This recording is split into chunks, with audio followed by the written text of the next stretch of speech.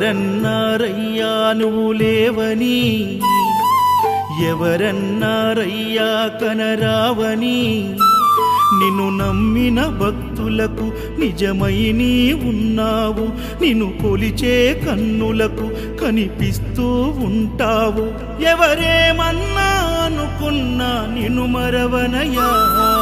శరణమయ్యప్ప స్వామి అయ్యప్ప, శరణాలు మరవలేను విడవలేను అయ్యప్ప.